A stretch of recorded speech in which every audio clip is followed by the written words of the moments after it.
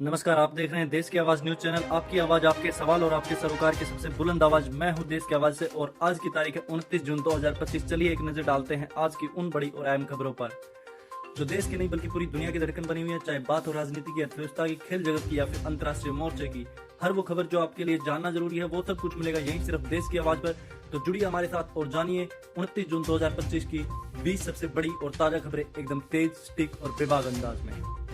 दिल्ली को मानसून का इंतजार है, लेकिन शनिवार को ही बारिश ने लोगों को गर्मी से राहत दी है। वही मौसम विभाग ने आशंका जताई है कि आज दिल्ली एनसीआर में तेज बारिश हो सकती है। वही रविवार को मौसम विभाग की ओर से गरज चमक के साथ बारिश होने की भी संभावना जताई गई है। भारतीय मौसम विज्ञान विभाग के मुताबिक दिल्ली एनसीआर में अगले 24 से 48 घंटे के दौरान मानसून पहुंच सकता है। 12 दिन के युद्ध में प्रधानमंत्री बेंजामिन नेतन्याहू ने ईरान पर हमले के लक्ष्य प्राप्त करने और जीत का दावा कर दिया हो, लेकिन ईरान का परिष्कृत यूरेनियम भंडार बच जाने के संकेत से इजरायल चिंता में है। शनिवार को इजरायल के रक्षा मंत्री इजरायल कोड्स ने कहा, नए खतरों के सामने आने पर फिर से ईरान पर कार्रवाई हो सकती है। दुनिया में पहली बार ऐसा हुआ जब कार खुद फैक्ट्री से बाहर निकली और बिना ड्राइवर के चलकर खरीदार के घर पहुंच गई। इसे पहुंचने में 30 मिनट का समय लगा। दुनिया के सबसे अमीर कारोबारी एलन मस्क की जन्मतिथि के एक दिन पहले 27 जून को टेस्ला कंपनी ने अपनी फुली ऑटोनोमस अपने आप चलने वाली कार की डिलीवरी की। यह मॉडल वाई इलेक्ट्रिक कार है। कानपुर के गुजनी इलाके में दबंगों ने नाबालिग के साथ हमायत करते हुए उसे अगवा कर कमरे में बंधक बनाकर पीटा और चप्पल में थूककर उसे चटाया। इतना ही नहीं, उसको पेशाब पिलाकर घटना का वीडियो भी बनाया। किसी तरह पीड़ित घर पहुंचा। इस दौरान आरोपित वीडियो प्रचलित करने की धमकी देकर धमकाते रहे। पुलिस हरकत में आई और शनिवार देर रात 3 आरोपियों के खिलाफ रिपोर्ट दर्ज की। दिल्ली में प्रदूषण से निपटने के लिए कृत्रिम बारिश की तैयारी की जा रही है। पर्यावरण मंत्री मनजिंदर सिंह ने सिरसा में बताया कि 4 से 11 जुलाई के बीच क्लाउड सीडिंग की जाएगी। इसके लिए आईआईटी कानपुर और आईएमडी पुणे मिलकर काम कर रहे हैं। डीजीसीए को भी प्रस्ताव भेजा गया है। इस परियोजना का उद्देश्य दिल्ली वासियों को स्वच्छ हवा देना है। बिहार में अगले एक साल में लगभग 60,000 पुलिसकर्मियों की भर्ती होगी, जिसमें सिपाही, दरोगा और अन्य पद शामिल हैं। सबसे पहले 19,838 सिपाहियों की भर्ती होगी, जिसके लिए जुलाई में परीक्षा होगी। नीतीश कुमार ने के कार्यकाल में पुलिस बल 3 गुना हो गया है और पुलिस के संसाधनों में भी वृद्धि हुई है। इजरायल व ईरान में फिलहाल युद्ध विराम हो गया है, लेकिन 12 दिन की इस जंग में दोनों देशों को लंबी चपत लगी है। दोनों देशों को इस त्रासदी से उबरने में काफी लंबा वक्त लगेगा। ईरान ने युद्ध में अपने जीडीपी का लगभग 6 से 9% तक खो दिया है। वहीं ईरानी मिसाइलों से इजरायल को करीब $3 अरब से अधिक का नुकसान होने का अनुमान है।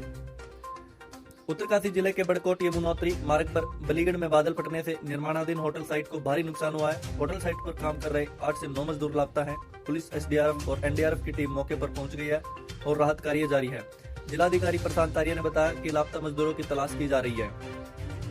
अंतरिक्ष में मूल्यवान संसाधनों का भंडार भी छिपा हुआ है। इस संदर्भ में मंगल और बृहस्पति के बीच स्थित क्षुद्र ग्रह यानी एस्टेरॉइड बेल्ट सर्वाधिक संपन्न है। इनमें प्लेटिनम, सोना, कोबाल्ट, लिथियम जैसे वैसे दुर्लभ संसाधन है, जो बैटरी, इलेक्ट्रॉनिक्स और स्वच्छ ऊर्जा तकनीक जैसी आधुनिक आवश्यकताओं की पूर्ति में बेहद महत्वपूर्ण है।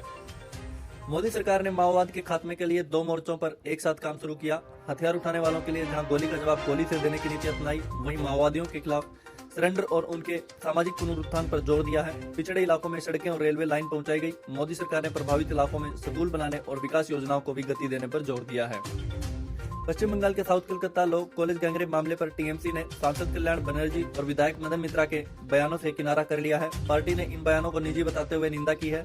सांसद कल्याण बनर्जी ने पार्टी के इस रूख पर असहमति जताई है और पूछा है कि क्या टीएमसी अपराधियों को बचाने वालों का समर्थन कर रही है। पाकिस्तान में एक बार फिर से भूकंप के झटके महसूस किए गए हैं। भूकंप की तीव्रता रिएक्टर स्केल पर 5.2 मापी गई है। 2 दिनों पहले भी पाकिस्तान में जोरदार भूकंप के झटके महसूस किए गए थे। National centre for seismology NCS की रिपोर्ट के अनुसार रविवार की सुबह पाकिस्तान में 5.2 तीव्रता का भूकंप आया। एनसीएस के अनुसार भूकंप 0354 भारतीय मानक समय 1.5 बजे किलोमीटर की गहराई पर आया। 13 युद्ध विराम के प्रयासों के बीच गाजा में जारी इजरायली हमलों में शनिवार को 72 लोग मारे गए। इनमें से 12 लोग गाजा सिटी में फलस्तीन स्टेडियम के नजदीक बने शरणार्थी शिविर में मारे गए, जहां पर बेघर होने के बाद वे रह रहे थे। ये लोग तब तक मारे गए जब अमेरिकी राष्ट्रपति डोनाल्ड ट्रंप ने गाजा में अगले सप्ताह युद्ध विराम की संभावना जताई है। नेटफ्लिक्स पर the great Indian Kapil show season 3 के दूसरे एपिसोड में मेट्रो इन दिनों की स्टार कास्ट एक साथ आई, जिसमें अनुपम खेर, नीना गुप्ता, पंकज त्रिपाठी, कोंगणा, सैम शर्मा, सारा अली खान, आदित्य रॉय कपूर, अली फजल फातिमा, सना शेख जैसे नाम है। साथ में निर्देशक अनुराग बसु भी मौजूद थे। सारा अली खान से उनकी शादी को लेकर सवाल किया गया, जिसका उन्होंने बेहतरीन जवाब दिया है।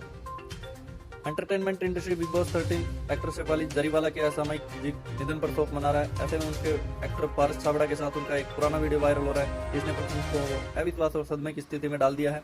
क्लिप में पारस शेफाली की कुंडली के बारे में बता रहे हैं। भारतीय क्रिकेट टीम इस समय एजबेस्टन में दूसरे टेस्ट मैच की तैयारी कर रही है और जमकर पसीना बहा रही है। इस मैच से पहले टीम इंडिया के नेट सेशन में एक नया खिलाड़ी देखा गया जो नेट गेंदबाजी कर रहा था। ये खिलाड़ी टीम इंडिया के प्रैक्टिस किट में नहीं था, लेकिन खिलाड़ी आईपीएल में पंजाब किंग्स के लिए खेलता है और काफी नाम कमा चुका है। बाएं हाथ का ये स्पिनर कोई और नहीं बल्कि हरप्रीत बराड़ है। बराड़ को आधिकारिक तौर पर टीम इंडिया में शामिल नहीं किया गया है, वह पहले भी टीम इंडिया का हिस्सा नहीं थे। धार्मिक मान्यताओं के अनुसार सूर्यदेव को आत्मा का कारक माना जाता है। वही रविवार का दिन उनकी आराधना के लिए एक उत्तम दिन है। इस दिन पर कुछ विशेष कार्यों द्वारा आप सूर्यदेव की कृपा प्राप्त कर सकते हैं। इससे आपको करियर संबंधी समस्याएं भी दूर हो सकती हैं और धन पाने के भी योग बन सकते हैं। फूडलिंक होल्डिंग इंडिया ने आईपीओ के लिए सेबी में डीआरएस भी फाइल कर दी है।